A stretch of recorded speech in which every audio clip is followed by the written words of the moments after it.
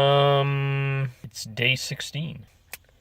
I'm not sure what I want to do today. Somebody told me I should check out Cave and Basin. Apparently it's kind of what started the whole Banff hype. In the meantime, here's another warhead.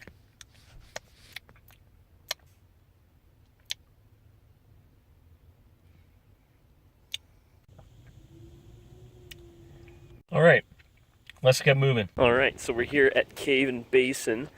I walked up there, but you need to have your park pass from your car, so I had to walk back, and now we're walking back again. So this is the birthplace of Canada's national parks. Right, so we just checked out the info section. Now we're going into the cave itself. This is awesome. I'm short, and I don't have to duck, but all the tall people have to duck. This is wicked. We're here in the cave. It smells like sulfur, like big time rotten eggs in here. Apparently that hole up there is where they first discovered the cave. Kinda neat. So that means that the tunnel I came through was obviously man-made. There's railings and lights and stuff.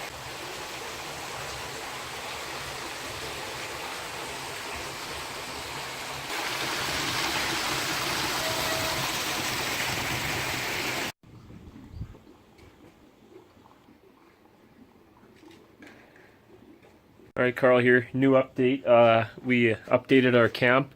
We got a tent, we got a bed, got ourselves a wood stove, desk for our writing, so we can write some good material. No, I'm just kidding. We're still at Cave and Basin. This is just like a settler's thing set up. So this here would have been the spot where the old pool was. Right here. Now we can play snakes and snails. This room used to be the old change room place. And actually these big arches there are set up so that the wall doesn't collapse under the weight of the mountain. Hey guys.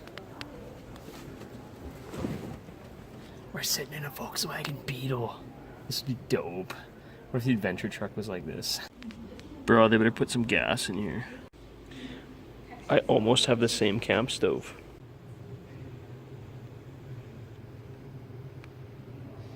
So yeah, Cave and Basin's pretty neat. We're just here on the lower boardwalk. They have a little boardwalk outside the facility there.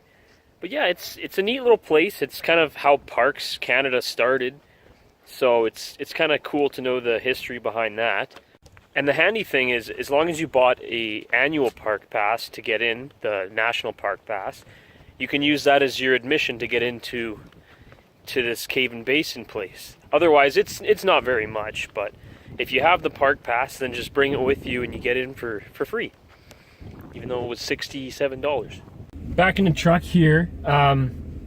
It's about 4 o'clock, but still got lots of day left. It hasn't started raining yet, so I kind of want to see what else I can do today.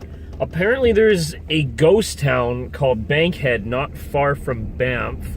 It's not like, there's not much left because it's over 100 years old, but apparently it's really tricky to find. But if we can find it, then maybe we'll get a good look. I don't know, we'll see. If not, then I'll cut this from the video and you won't have seen this. Alright, I think I found the right area. Apparently there's not really any buildings left because the majority of them were moved to Banff, Canmore, and Calgary, but the foundations of a lot of them still exist. And there's some stuff like old train and mining equipment, so. It's a little bit eerie. I read a sign that said Bankhead was actually bigger than Banff at one point. Kind of cool, seeing how, like, this is pretty much all that's left. It's just rundown foundations. Actually kind of nice here away from Banff. There was no other cars there, so that means I'm the only one here. This is the old mining locomotive that would have been used to tow the coal from the mountain to where they processed the coal. And it said that it would pull 30 cars. Apparently they also ran on compressed air to avoid igniting methane inside the mines. It's actually pretty impressive. It's not that big, but could pull a lot of weight. So this here would have been the boiler house. Would have been the place that Water was boiled by coal to power all the machinery for Bankhead. There's actually lots of old deserted mining towns in and around Alberta and British Columbia. And that's because around the turn of the century, these little mining towns popped up everywhere because they needed the coal. But then as soon as the mines stopped producing as well, then the towns would shut down. They'd move on to the next place that had a lot of coal. What you end up with is a bunch of towns where everything's been left behind. All the infrastructure's still there, with the exception of Bankhead, where a lot of the buildings were moved to other towns. Yeah, I actually plan to do a lot more ghost towns on my adventures because I think they're really neat. So this is the fragment of a building where they used to sort the coal. It would go through a series of screens and things like that, and they would sort 900 tons of coal every day while this was in operation. Everywhere you go, there's just fragments of like metal and coal. Yeah, I don't know, everything I read online about this place being hard to find, it wasn't really that hard to find. All you have to do to get here is just drive north down Banff Avenue, and that'll turn into Lake Minnewanka Scenic Drive, and you keep going down there, and eventually you'll come across a little parking lot, and there's a loop there. There's no signs that say Bankhead or anything like that, but there is a little spot to pull on the side of the road. It's about 5 kilometers north of Banff. It definitely does have a bit of a tourist vibe to it because everything has like signs and information everywhere, and there are trails to walk on. In the weeks to come, I want to check out some real spooky looking mining towns. There's a couple in BC that are like entire towns that were just kind of, everyone dropped everything and left. All along the side of Bankhead here, there's these big piles of coal, and what they are is they were the low-grade coal that the CPR couldn't sell. So they were just kind of stored up here and never used. If you're in the market for some low-grade coal, there's lots in Bankhead. There's actually 2 ways to get here. If you want to do a lot of walking, go to the lower parking lot, and that's closer to Banff. But if you want to come to the upper parking lot, that's where I parked. It's like literally right at the town, so you don't have to do a whole lot of walking at all. There's also a place called Upper Bankhead, and there's a trail that you can go up. It goes up the other side of Cascade, the opposite side from the one I was on yesterday. And apparently there's a couple more ruins at the top of that. I just came to check out the trail. It's a nice trail. So I decided to take a little drive, continuing on down that road. We're here, we might as well take the drive. Along this drive, I stopped at Lake Minnewanka. Check this out. Beautiful. It's like a low-key Lake Louise over here, like tight. Cool fact. This is the only lake in Banff National Park that you can take a motorboat. I was thinking about actually renting a boat, but it's kind of cold out, and boats aren't as much fun when you're by yourself. This is like the clearest water ever. That's fantastic. Yeah, guys, there's a spot you can stop at on the road. It's on a dam. Definitely stop there. Seriously, guys, just go for a drive down this highway. You won't regret it. You can't go 100 meters without finding a spectacular view. Wow. I'm seriously falling in love with these mountains. Ha! Hey guys, I just stopped on the highway.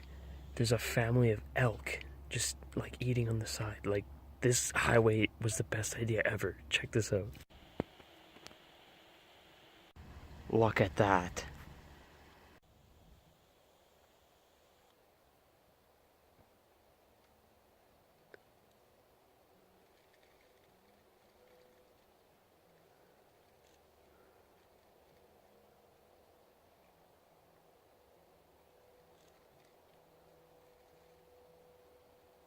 So they were all eating, but then this deer spooked them in the bush there.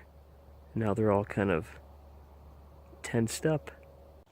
This is actually when elk are the most dangerous, because that big male on the right there, he's been trying to go after all the women, but they keep running away from him.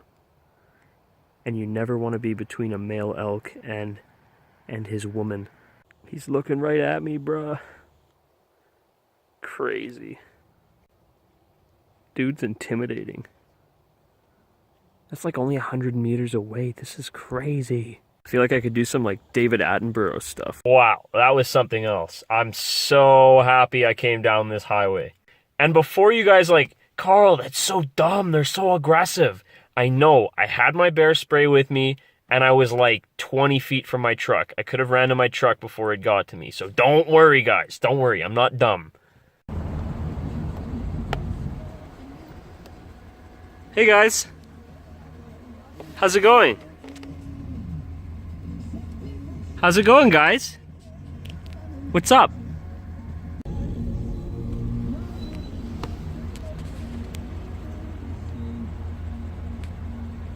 This highway is full of wildlife. I love it. Alright guys, that's going to be it for this video. We're going to be in Banff for probably another day or so, and then we're gonna probably head to Lake Louise next. If you have any interesting places you want me to check out, I mean, I'm all for interesting places. But anyways, if you enjoyed this video, hit like, hit share, do the thing, you know. I don't have to tell you. You guys know. Yeah, that's it for this one. See you guys.